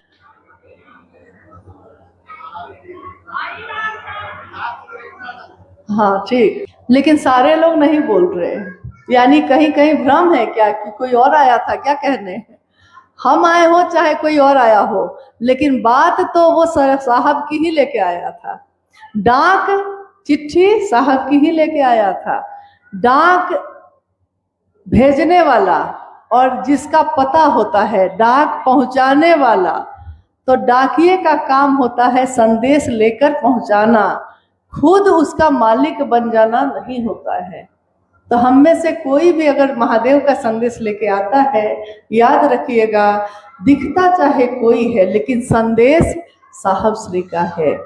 तो शिव को गुरु बनाने का संदेश देने वाले, अब जरा तबीयत से कहिएगा कृपया कि साहब के की बात अभी जो हम लोग कर रहे थे, शिव को गुरु बनाने का संदेश किसका है और तीनों सूत्रों को देने वाले कौन है? साहब हरिनानंद जी। हम लोग को कोई भ्रम है क्या इसमें? कोई जब संसार में संख्या बढ़ेगी तो जब परिवार का जो मुखिया होता है वो अपने परिवार की सुरक्षा के लिए और उसकी व्यवस्था सुचारू रूप से चलती रहे, इसके लिए एक घर की व्यवस्था करता है, उसके राशन पानी की व्यवस्था करता है, उसकी सुरक्षा की व्यवस्था करता है। इस सभी कामों के लिए साहब श्री ने 2007 और 8 में एक संस्था बनाई थी, शिवशिष्य परिवार। एक न्यास बनाया था शिवशिष्य हरिनानंद फाउंडेशन, एक न्यास बनाया था वैश्विक शिवशिष्य परिवार। और ये तीनों का मूल उद्देश्य एक ही है। मूल उद्देश्य है शिव के गुरु स्वरूप की स्थापना जन जन में करना। और सभी गुरु भाई गुरु बहनों के सहयोग से ये चीजें चलती हैं। साहब श्री ने सन 1990 में एक पुस्तक लिखी थी, शिष्यानुभूति। छोटी सी किताब है, लेकिन शिष्यानुभूति की कोई कीमत पैसे से ये भी पहली बार हुआ है इस धरती पे। मैंने पहली बार देखा है, जितना ही जीवन है मेरा, शायद मुझसे जो बुजुर्ग हैं उन्होंने देखा होगा तो जरूर बताएं। मैंने नहीं देखा कि किसी पुस्तक पे 10 रुपया लिखा हो या 10,000 लिखा हो, लेकिन पुस्तक का मूल्य पैसे में लिखा होता है। लेकिन शिष्यानुभूति एक ऐसी पुस्तक है जिसका मूल्य साहब श्री ने सन 1990 में लिखवाया था। मूल्य है आपका शिव शिष्य होना। जिसके हाथ में यह जाता है उसको यही मूल्य चुकाना होता है, यानी शिव का शिष्य आप बन जाइए, यही उनकी चाहत है। लेकिन ये छपती है सबके सहयोग से, सभी लोग जो इसमें संस्थागत मदद करते हैं उनके सहयोग से, स्वेच्छा से होता है जो इसमें करना चाहे। ये तो व्यवस्था जनित बातें हैं, ये कभी भी की जा सकती हैं। लेकिन अभी मूल बात यह है कि बताने वाले साहब, 3 सूत्र देने वाले साहब, संदेश भेजने वाले साहब, और हमको अगर दिल देना ही है, एक बड़ी सुंदर भजन एक गुरु भाई ने गाया है अभी। क्या पंक्ति थी उनकी? क्या संतोष जी नाम के हैं, क्या पंक्ति थी उनकी? हरेंद्र देख लीजिए, सुनने वाले लोग भूल जाते हैं। हाँ क्या बोलिए? हाँ देखिए, हरेंद्र के सिवा कहीं दिल न लगाना, नहीं तो पड़ेगा बाद में पछताना, बाद में रोना। मतलब शरीर से किसी के जुड़ने की जरूरत नहीं है। लोग आएंगे, हम लोग भी आए हैं, हम लोग की भी मौत होगी, हम लोग भी चले जाएंगे, लेकिन क्या शिव की शिष्टता चली जाएगी? किसी व्यक्ति को महत्वपूर्ण बनाने की जरूरत नहीं है। महादेव महत्वपूर्ण है, और जिसने ये दिया है उसके प्रति कृतज्ञ होने की भावना रखिए, बस इतना ही। अगर याद रखना है, महादेव गुरु हैं, और गुरु का दर्शन कराने वाले, उस गुरु से मिलाने वाले साहब हरिनानंद जी और दीदी नीलम आनंद हैं। आपको लगता होगा कि क्यों साहब और दीदी की तस्वीर भी लगती है, महादेव के साथ क्यों लगती है? क्योंकि दुनिया है ये।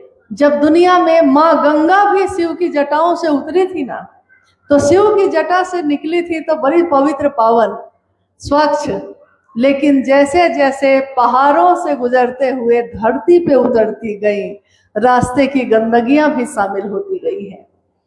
तो स्वाभाविक है कि शिव के साथ ऐसा होता आया है, शिव के लोगों के साथ ऐसा होता आया है कि लोग उनके साथ भी कृतज्ञ नहीं हो पाते। हर आदमी एहसान नहीं मानने को तैयार। इसलिए हम लोग इसलिए तस्वीरों को लगाते हैं ताकि आप जानिए, जो शरीर में रहते हुए भी नहीं मिल पाया उसको ये पता हो कि ये साहब कौन है, ये दीदी माँ कौन है। क्योंकि अगर मान लीजिए आपने तस्वीर भी नहीं देखी है उनकी, और अगर मान लीजिए हम ही अपनी तस्वीर वहां लगा दें और नीचे लिख दें दीदी नीलम आनंद, आप कैसे जानिएगा कि हम नहीं है नीलम आनंद? कैसे जानिएगा? कोई गुरु भाई आए और कह दे कि हम ही आए हैं, कहाँ कहाँ से आए हैं और हम ही साहब है, तो आप कैसे जानिएगा कि वो साहब नहीं है? क्योंकि साहब की बात जो वो दोहराता है, साहब की बात दोहराए बिना तो काम चलता नहीं है। दोहराएगा तो उन्हीं की बात, लेकिन दोहराते दोहराते होता क्या है कि उस बात में आकर्षण है, उस बात में ऊर्जा है। ये बात तो जिसकी है उसकी ऊर्जा काम कर रही है, सामने वाला समझ जाता है कि मेरी ऊर्जा काम कर रही है। दिक्कत यही है।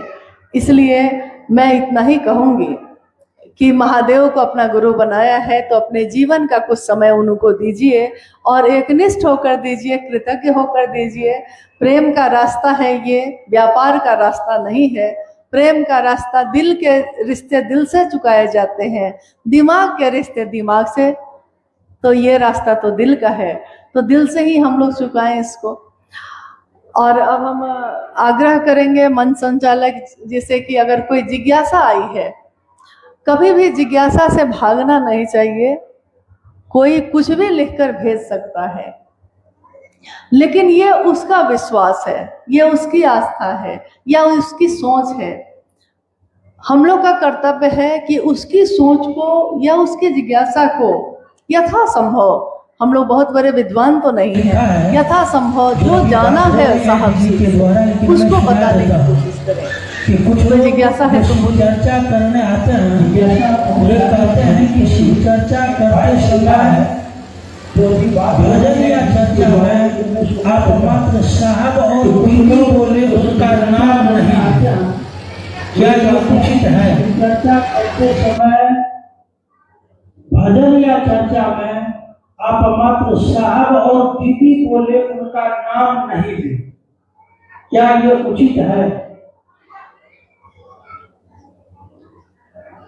फिर से दोहराइए। कुछ लोग जो शिव चर्चा करने आते हैं, उनका कहना है कि चर्चा और भजन में आप मात्र साहब दीदी बोले, साहब का नाम हरिद्रामन साहब और दीदी का नाम दीदी नीलम आनंद जी नहीं ले रहा, रोकते हैं लेने से। अच्छा, साहब और दीदी का नाम लेने से रोकते हैं। ये जिज्ञासा जिनकी भी है, नाम भी लिखा हुआ है? नाम नहीं लिखा हुआ है। जिज्ञासा आई है कि कुछ लोग जो यहाँ के क्षेत्रों में आते हैं शिव चर्चा के लिए, वो कहते हैं कि साहब और दीदी भले कहिए, नाम मत लीजिए उन लोग का, लेकिन कारण क्या है ये भी तो बताना पड़ेगा। नाम क्यों नहीं लें? क्या आप लोगों के पास, किसी के पास इस तरह की बात आई है? अगर आई है तो हाथ उठाएंगे जरा। क्या किसी ने कहा है ऐसा? अच्छा, आप पीछे हैं, और कोई इधर भी है। देखिए, इसके पीछे मुझको जो मंशा समझ में आती है, हो सकता है कारण कुछ और भी हो, क्योंकि जब तक उस व्यक्ति से नहीं मिलेंगे कि जिसने ये कहा है, समझ में नहीं आएगा कि वो क्या सोच के ऐसा कह रहा है। सबकी अपनी अपनी सोच होती है। लेकिन शिव शिष्यता में साहब और दीदी के बारे में अगर हम नहीं बताएंगे, जैसा मैंने अभी कहा कि अक्सर नए लोग जो अभी अभी शिव को गुरु बनाए हैं, उन्होंने साहब से या मां नीलम आनंद जी जो शरीर से शिवलीन हुई 17 जून 2005 को, तो उनसे तो बहुत लोग नहीं मिले हैं शरीर में, और साहब से भी बहुत लोग नहीं मिले हैं। तो जो जानेंगे ही नहीं तो फिर वो समझेंगे कैसे कि कौन है वो। इसलिए भी नाम बताना जरूरी होता है, क्योंकि ये तो भेद में रखने की बात है। तब तो कोई भी उस पद पे बैठ जाएगा, कोई भी आ जाएगा। इसलिए मेरा तो ये अनुरोध है कि आपको जरूर बताना चाहिए। नहीं बताने जैसी तो कोई बात नहीं है। महादेव का नाम महादेव, शिव जी भी नहीं लगाते हैं, शंकर जी भैया भी नहीं लगाते हैं। यानी सीधे दिल से रिश्ता है, बाबा का रिश्ता है, तो सीधे बाबा का नाम भी हम लोग सीधे सीधे लेते हैं। तो बाबा के जो गण हैं, बाबा के जो शिष्य हैं, उनका नाम क्यों नहीं ले सकते हैं? क्या साहब ने मना किया है ऐसा? साहब ने तो मना नहीं किया। उनके बारे में बताना जरूरी है ताकि लोग समझ सकें कि किसके बारे में बात हो रही है। लक्ष्मी गुरुवार है, इनका कहना है कि कुछ लोग कहते हैं कि महादेव से दया ब्रह्म मुहूर्त में मांगना चाहिए, आंख बंद करके कम से कम आधा घंटा से 1 घंटा दया मांगना चाहिए।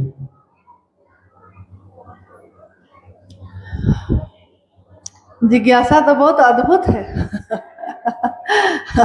जिज्ञासा है, आपने सुन लिया है, लेकिन फिर से दोहरा देते हैं कि कुछ लोग कहते हैं कि ब्रह्म मुहूर्त में दया मांगनी चाहिए।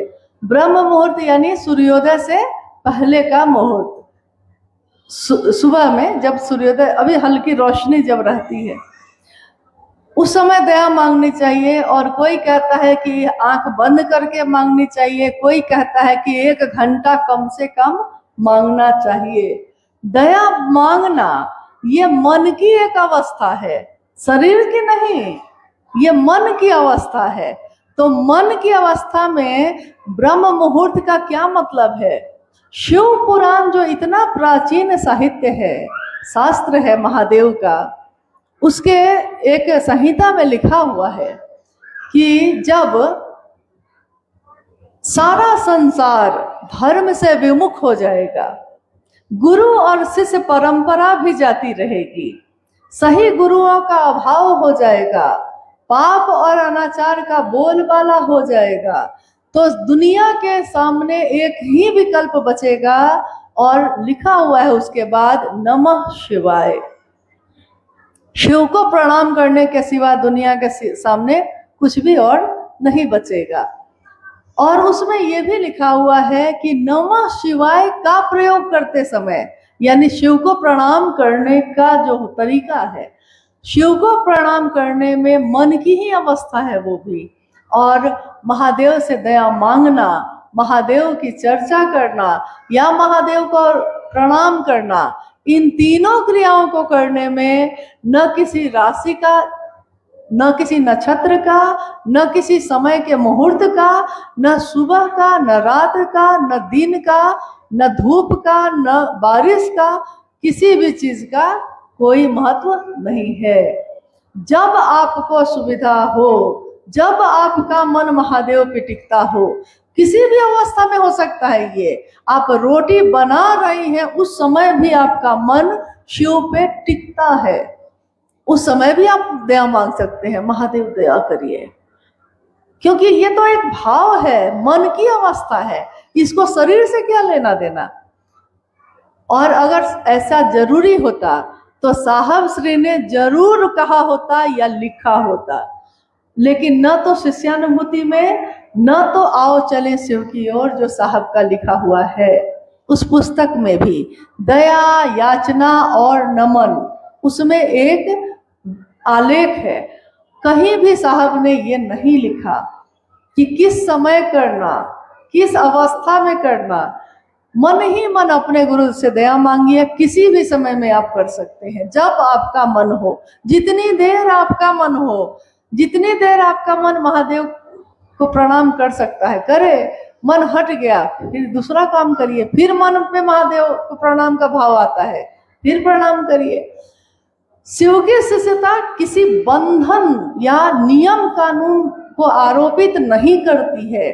शिव की शिष्यता हमको उन्मुक्त करती है, बंधन मुक्त करती है। फिर से तो यही कर्म कांड होंगे, हम कर्म कांड तोड़कर ही आगे बढ़े हैं और फिर से कर्म कांड लादने की कोशिश हो रही है। मेरा निवेदन है वैसे गुरु भाई या गुरु बहन से हालांकि ऐसे लोग गुरु भाई और गुरु बहन तो हो ही नहीं सकते। शिव का शिष्य तो बहुत दूर की बात है। शिव का शिष्य अगर इस जगत में कोई है तो जिसने रास्ता दिखाया है अक्षरशः उसकी बात का पालन करेगा। वो अपने विचार इसमें नहीं डालेगा, अपनी गंदगी से इस पावन मूल धारा को गंदा नहीं करेगा। और उसमें साहब श्री ने ये लिखा है, मैं शिव का शिष्य हरिंद्रानंद अनुनय करता हूँ उन सभी गैर आध्यात्मिक कदमों के धारक व्यक्तियों से जो चलते चलते भटक गए हैं या जो संकीर्णताओं से जकड़ रहे हैं लोगों को। मैं उनसे अनुनय करता हूँ कि वो ऐसा काम ना करें, ये किसी भी हालत में स्वीकार्य नहीं होगा। ये उन्होंने कहा भी है, ये उन्होंने लिखा भी है, आप पढ़ भी सकते। अनुरोध यही है कि ऐसे लोग इस काम को ना करें।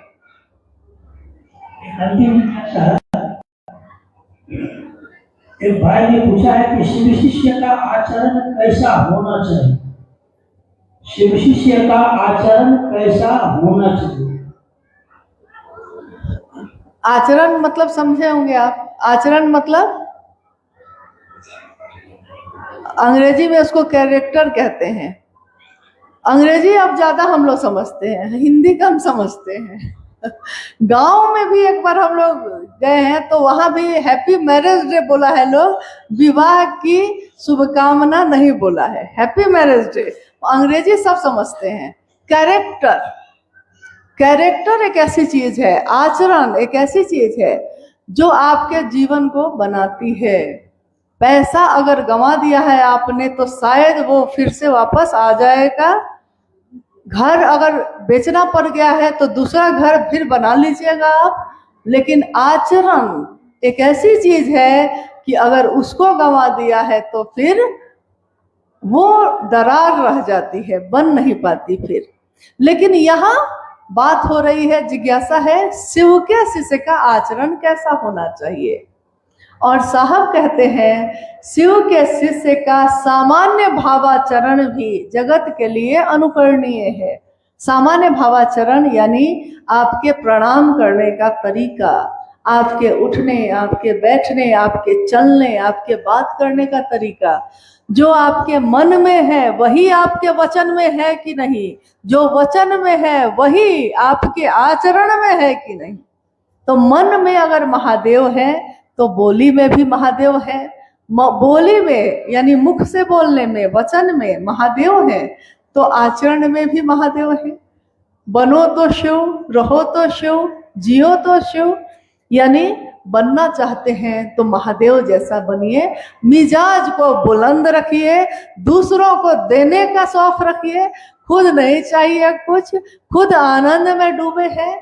न सुख आता है तो बौराते हैं, न दुख आता है तो आंसू बहाते हैं। हमेशा आनंद की मूर्ति महादेव के सानिध्य में आनंद ही पाते हैं। तो शिव के शिष्य का एक सामान्य भावाचरण भी यही होता है कि उसके गुरु शिव की महिमा का गान हो। कोई शिव का शिष्य नहीं चाहता कि लोग उसको जाने या उसकी महिमा का गान करने लगे या उसको प्रणाम करने लगे। वो इसमें खुश होता है कि कोई मेरे गुरु महादेव को प्रणाम करता है, कोई मेरे गुरु महादेव की बात करता है, कोई साहब और दीदी के बताए हुए रास्ते पे चलता है। ये रास्ता भी उनका बनाया हुआ है, शिव शिष्यता का राजमार्ग। लेकिन इस रास्ते की, हर रास्ते की एक मंजिल होती है। इस रास्ते की एक मंजिल है कौन? भगवान शिव स्वयं। वो भगवान शिव स्वयं ही इसकी मंजिल है। हम चलते सबके साथ हैं, रहते सबके साथ हैं, लेकिन हम सब इस भीड़ में अकेले हैं और हमारे अकेले की यात्रा है ये। हम कहते हैं कि अमुक ने नहीं किया इसलिए हम भी नहीं करते। उसने किया या ना किया, मेरे गुरु है महादेव, हम तो करेंगे। आप अगर कहिएगा कि सब 5 आदमी एक बोली बोलते हैं, लेकिन अगर वो झूठ है, वो गलत है, वो महादेव के तक नहीं पहुंचाती है वो बात, तो कोई शिव का शिष्य अकेले भी खड़ा होके सही बात बोलेगा। एकला चलो, एकला चलो, एकला चलो रे, कोई तेरी डाक ना सुने तब भी तू एकला चलो रे। और अपने हृदय को खोलिए, मुक्त कंठ से अपने गुरु की महिमा का गान करिए, किसी की परवाह मत करिए। अगर महादेव के लिए महादेव की बात करिएगा, इसका प्रभाव लोगों पर होता ही होता है। लोग आपका साथ देंगे, आपके साथ चलेंगे। लेकिन अगर आपकी मनसा बदल गई, मन में कुछ और है, वचन में कुछ और है, तो ये ज्यादा दिन तक छिपता नहीं है। कभी कभी मेला लगता है, और मेला में, अब जहाँ हम लोग रहते हैं उधर के मेला में तो हम देखे हैं, यहाँ के किसी मेला में जाने का मौका नहीं मिला है, इसलिए नहीं पता है कि यहाँ के मेला में क्या होता है। तो कभी कभी मेला में काली माँ का पूरा रूप धारण करके कोई कोई मेला में पूरा एकदम खप्पर ऊपर लेके घूमने लगता है। तो बच्चे डर जाते हैं, बच्चों को लगता है कि काली माँ आ गई, काली माँ आ गई। और बड़े जो हैं वो समझ जाते हैं कि ये रूप धारण किया है, ये काली माँ नहीं है, ये रूप धारण करके आया है। तो जो शिव का शिष्य है वो इतना सूक्ष्म होता है अंदर से कि अगर कोई गुरु भाई गुरु बहन का रूप बना के भी आता है, ऊपर से शिव की ही बात करता है, लेकिन आपका मन पकड़ लेता है इस बात को कि वो शिव शिष्य नहीं है, वो बन के आया है, वो शिव शिष्य है नहीं। क्योंकि कोई शिव शिष्य अपने से नहीं जोड़ेगा, कभी दूसरों की बैठ के निंदा या नीच से नीच बात करना कभी नहीं करेगा। वो हमेशा अपने गुरु की बात करेगा और आगे बढ़ने की बात करेगा। माता के साथ एक जिज्ञासा आपकी ओर से आई है। कृष्णा राउत है 4 माइल आयन रोड से। इनका कहना है कि मणिपुर के कमला गुरु बहन कहती है, मणिपुर की कमला गुरु बहन कहती है कि बरखा दीदी के शिव चर्चा में डोनेशन बॉक्स रखा जाता है, क्या यह बात सही है? दान पात्र जी, दान पात्र। हे महादेव। हाँ, तो अब ये दिन सभी बाकी रह गया था। लेकिन चलिए, जिसकी जो भावना, कहते हैं जाकी रही भावना जैसी, प्रभु की मूरत वो देखा वैसा ही। प्रभु है लेकिन उसकी मूरत जिसकी भावना जैसी रहती है वैसा ही दिखता है। चलिए, ये जो बात आई है, क्या कहा आपने? मणिपुर का मामला यहाँ कहाँ से है? मणिपुर क्या बोले आप? मणिपुर से? हाँ, मणिपुर से कोई कमला है। अरे भाई, तो सिक्किम में मणिपुर का क्या काम हो रहा है, ये तो बताइए पहले। मेरे अंगने में तुम्हारा क्या काम है? क्या सिक्किम के लोग महादेव का काम अच्छे से नहीं कर रहे हैं कि मणिपुर से किसी को आना पड़ रहा है? और क्या सिक्किम के लोगों ने साहब हरिंदरानंद जी का दर्शन नहीं किया है? किया है ना, आपने उनकी बात सुनी है। यहाँ शिव गुरु महोत्सव हो चुका है, उसमें वो शामिल हो चुके हैं। तो जब उनका दर्शन कर लिया और उनकी बात सुन ली, तो हर आदमी की बात सुनते रहने का समय हम लोगों के पास नहीं है, और हम नहीं जानते ये कौन है। लेकिन जो भी है, महादेव उनका भला करे, शुभ करे। और अगर वो भटक गई हैं अपने रास्ते से, तो एक शिव शिष्य होने के नाते मेरा यही अपने गुरु से दया की याचना है कि वो इस भटकी हुई आत्मा को फिर से मूल धारा पे ले आए।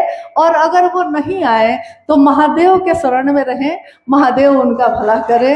अब रही बात कि आगे की जिज्ञासा है कि बरखा दीदी की चर्चा में दान पात्र रखा जाता है क्या, ऐसे ही ना? तो पहले तो अभी मैंने आपसे कहा कि चर्चा शिव की होती है, बरखा चर्चा नहीं होती है, शिव चर्चा होती है। और उसी में हम भी शामिल होने आए हैं, आप भी शामिल होने आए हैं। हाँ, इसमें सारे लोग, एक ऐसी जगह जहाँ सबको बोलने का मौका होता है, सब अपनी अपनी बात कहते हैं, तो हम भी अपनी बात कह रहे हैं। मुझसे पहले भी बहुत लोग आए हैं, अपनी बात कह के गए हैं, तो क्या उन लोगों के नाम की चर्चा है? नहीं है, लेकिन आपने मेरे नाम से चर्चा रख दी है तो चलिए कुछ तो महादेव जैसा गुण मुझ में भी आ गया है, तभी ना आपने शिव चर्चा के बदले बरखा चर्चा कर ली है। और मुझको लगता है कि शिव का नाम न लेके शिव के लोगों का भी नाम लीजिएगा तो कुछ भला हो ही जाएगा, लेते रहिए।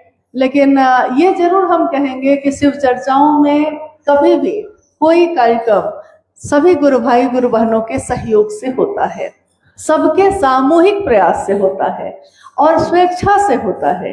ये मेरे गुरु का काम है, आप में से भी बहुत लोगों ने मदद की होगी और मेरे तरफ से जो मेरी क्षमता है मैंने भी की है। मेरे भी गुरु का काम है, आपके भी गुरु का काम है। सामूहिक प्रयास, कोई 5 रुपए से भी करता है, कोई 5000 से भी करता है, लेकिन महादेव के लिए करता है। जिस तरह हम अपने बच्चे या अपने अपनों के लिए नहीं सोचते कि हाँ कितना पैसा दें कितना ना दें, वैसे ही हम अपने महादेव के लिए नहीं सोचते और कहते हैं कि आप 1 पैसा देंगे वो 10 लाख देगा, ऐसे करके कुछ है। हाँ, वो आप 100 दीजिएगा कि महादेव 10 लाख देंगे, लेकिन धरती का पैसा धरती पे ही रहेगा, महादेव आपके पास रहेंगे। ये पैसे नहीं बचते, बचे रह जाएंगे। जिस दिन मेरी मौत होगी बांट दिए जाएंगे, ये गहने, ये कपड़े, ये पैसे, लेकिन बचेगी तो वही भावना जो महादेव से जुड़कर समाज को प्रकाशित करती है। रही बात दान पात्र रखने की, अमूमन मैंने तो नहीं देखा है कि कहीं रखा हुआ है, और अगर यहाँ रखा हुआ है क्या? नहीं रखा हुआ है। हाँ, नहीं रखा हुआ होगा। और अगर कहीं कोई रखता भी होगा तो अगर वो शिव का शिष्य है तो उसकी कभी भी मनसा गलत नहीं हो सकती।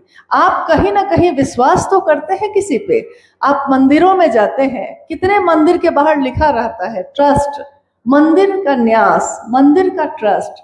आप वहां के दान पात्र में जो मन हो, कितने जगह पे तो दान पात्र में लोग सोने का हार और पायल बिछिया भी रख के आ जाते हैं, कितने जगह पे हम लोग देखते हैं। हालांकि हम लोगों के पास अभी तक नहीं आया है ऐसा, लेकिन बहुत जगहों पे हम लोगों ने देखा है ऐसा कि अगर महाराष्ट्र में या ऐसे जगहों पे देखा मैंने। पटना महावीर मंदिर में साहब कुछ समय तक उस मंदिर, उस ट्रस्ट के अध्यक्ष भी रहे हैं, सिंहेश्वर मंदिर के। क्योंकि तरीका है कि मजिस्ट्रेट जो होते हैं वो ट्रस्ट के, जो लोकल ट्रस्ट होगा, मंदिर होगा, उसके अध्यक्ष भी होते हैं। तो कुछ समय के लिए सिंहेश्वर मंदिर ट्रस्ट के अध्यक्ष भी साहब रहे हैं, और पटना पुलिस कंट्रोल रूम के इंचार्ज जब थे वो, तो उस समय पटना में महावीर मंदिर है स्टेशन के बगल में, उसके अध्यक्ष भी रहे हैं वो। दान पात्र रखे रहते हैं मंदिरों में या बहुत ऐसे कामों में लोग रखते हैं, लेकिन उसको एक समिति, एक टीम चलाती है। कभी भी एक आदमी उसको खोल के सारा पैसा अपने पास रख लेता है, ऐसा नहीं होता है। अगर कोई ऐसा करता भी है शिवशिष्य, तो वो इस मनसा से करता है कि महादेव के काम में इसको खर्च करेंगे। हालांकि पारदर्शिता रखना जरूरी है, इसलिए साहब ने कभी भी इस बात को बढ़ावा नहीं दिया कि आप हर काम में दान पात्र रख दीजिए, फिर तो समझ में नहीं आएगा। पारदर्शिता रखिए, सामने से दीजिए जो सहयोग देना है, कोई दिक्कत नहीं है।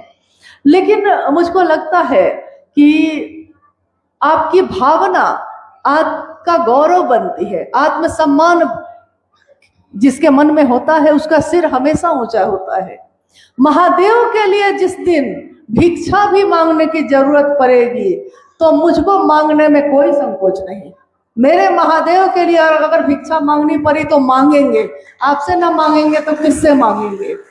अपने साहब और दीदी के संकल्प को बढ़ाने के लिए जरूरत पड़ेगी तो आपसे, आप परिवार हैं, आपसे ना मांगेंगे तो किससे मांगेंगे। लेकिन जब जरूरत नहीं होती तो नहीं मांगते हम लोग।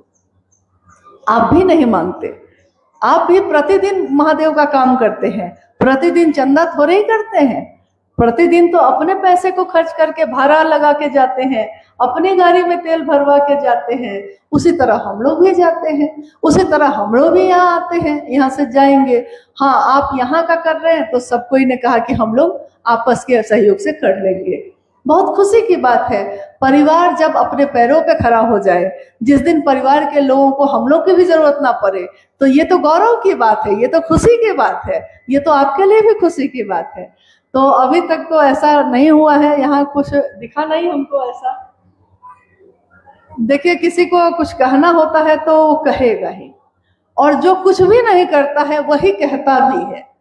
जो मदद करता है वो तो मदद करता है, और जो एक पैसे की भी मदद नहीं करता, आप देखिएगा कि सबसे ज्यादा मतलब उसी को रहता है इस बात के लिए पता करने में कि कहाँ क्या हुआ, क्या आया, क्या गया, हालांकि उसने कुछ भी नहीं किया है इसके लिए। देश को सुरक्षित करने के लिए कोई कदम नहीं बढ़ाता, लेकिन बैठ के सब उन लोगों के बारे में बात करते हैं जो देश को चलाते हैं। आप करिएगा कुछ नहीं, लेकिन बात करिएगा। क्या वही है और कुछ 4-5 क्या क्या है, क्या बोल रहे हैं? अच्छा, हो गया। देखिए, जिज्ञासाएं और है लिखी हुई, लेकिन मूल जिज्ञासा यही है कि क्या हम इतने भी बैठे हुए लोग, हम कहीं से, हाँ देखिए उदाहरण है हम लोग के सामने, ये माइक है, और ये कनेक्शन अगर बिजली का नहीं हो तो माइक काम नहीं करता है। तो फिर देखिए, फिर बार बार यही हो रहा है। देखिए, तो कनेक्शन नहीं हो तो काम नहीं करता। शिव के शिष्यता में एक शिव शिष्य होने के नाते मेरी अनुभूति है, आपकी क्या है मैं नहीं जानती, मेरी अनुभूति है कि जब भी साहब और दीदी से आपका कनेक्शन कटेगा, माइक होगा लेकिन काम नहीं करेगा। आप जाइएगा, लोग आपकी बात नहीं सुनेंगे। कनेक्शन उनसे करिए जिन्होंने महादेव से मिलवाया है, जिन्होंने महादेव का शिष्य बनने के लिए प्रेरित किया है। एक दिन कोई मदद करता है तो हम उसका एहसान मानते हैं, जीवन भर के लिए हम शिव के शिष्य हैं।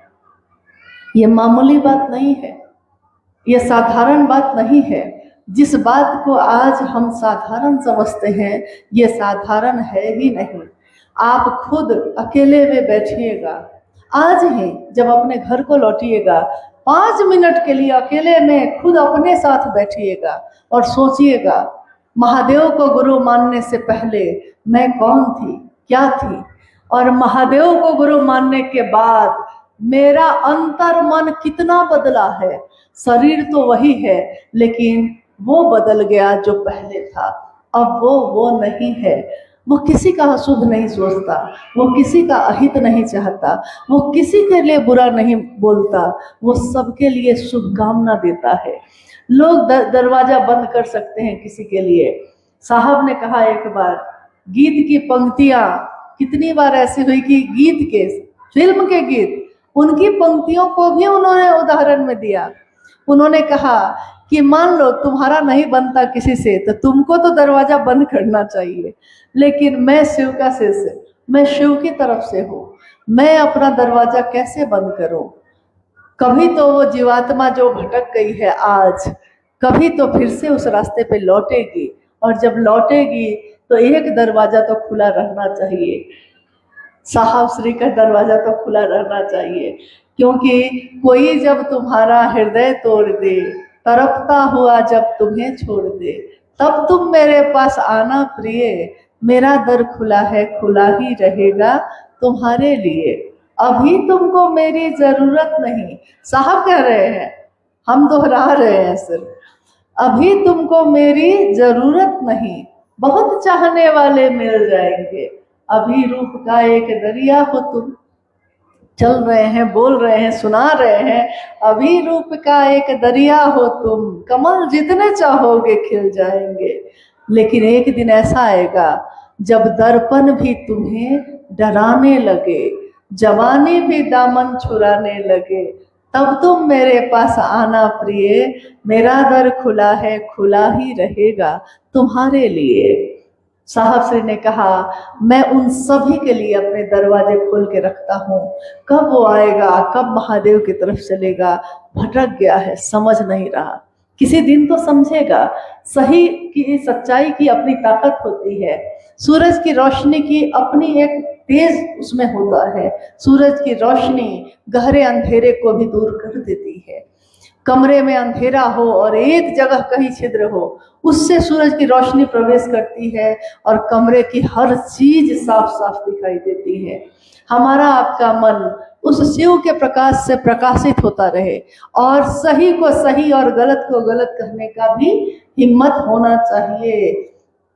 मेरा इतना ही निवेदन है कि ये बगिया साहब की लगाई हुई है और हर डाली, हर पत्ते, हर फूल की रखवाली करते हैं वो कौन? जो बागवां होता है, जो बाग का माली होता है, जिसने इस बाग के पौधों में को लगाया है, जिसने इसमें कलियां खिलते देखी है, वो जानता है कि इसकी रखवाली कैसे की जाती है। लेकिन हम सब जो इसके फूल हैं, इसके हिस्से हैं, हम सब का कर्तव्य बनता है कि अगर कोई साहब के विपरीत बात करता है तो उसको भी सही बताइए, सही रास्ता दिखाइए। अभी भी कुछ बिगड़ा नहीं है और मुझको उम्मीद है कि सिक्किम के गुरु भाई गुरु बहन बहुत हैं, महादेव की बात घर घर पहुंचाने में सक्षम है, उनको किसी की जरूरत नहीं। तो मुझको लगता है ये आपको भी पता होगा कि आपको किसी की जरूरत नहीं, जरूरत है तो महादेव की और महादेव का रास्ता बताने वाले की। साहब दीदी से अपने मन को जोड़ के रखिएगा। हम भी आए हैं, जाएंगे, फिर कभी आए ना आए, लेकिन आप तो रहिएगा ही, महादेव तो रहेंगे ही और साहब दीदी तो रहेंगे ही। ये दुनिया आबाद रहे, खुशहाल रहे और महादेव की बगिया में नए नए अनगिनत फूल खिलते रहे, सुवासित हो, सुगंधित हो। शिव के साथ ये दुनिया, इस दुनिया की दशा और दिशा सबल हो, सुवासित हो, सुगंधित हो। यही साहब हरिंद्रानंद जी चाहते हैं और यही किसी भी शिव के शिष्य की चाहत होती है। तो आप सभी के चरणों में प्रणाम करते हुए मैं यही निवेदन करती हूँ कि आज के इस समय का सदुपयोग अपने जीवन में कर सकिए तो जरूर करिएगा। हम सब आपके परिवार के अंग हैं। जब आपको लगे कि हमको कुछ भी जानना है या समझना है, आप फोन कर सकते हैं, बात कर सकते हैं और आपका घर है। साहब मेरे, साहब का घर भी मेरा। तो साहब का ही घर है उपवन, आपका घर है। हम लोग रहे ना रहे, आप अपने घर पे आते जाते रहिए। बस इतना ही कहना चाहते हैं आपको। आप सभी के चरणों में मेरा